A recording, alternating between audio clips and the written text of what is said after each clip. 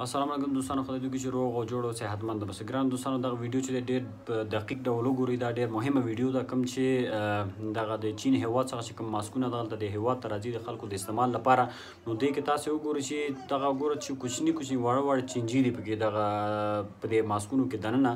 دوی په دې کې دغه مختلف ډول دغه وایرسونه دوی کې اچوي، بیا همدا ډول دغه ماسکونه چې د مختلف ډول هېوادونو ته دوی انتقالوي. نو مقصد چې کله تاسې دغه ماسکونه اچوئ، دغه ماسکونه تاسې اخلي، اول په دقیق ډول دغه ماسکونه تاسې چک کوئ. نو دا ویډیو تاسې وګورئ. مقصد د ویډیو د کتلو څخه وروسته چې کله تاسې ماسکونه استعمالوئ، نو ډېر دقت څخه کار واخلئ.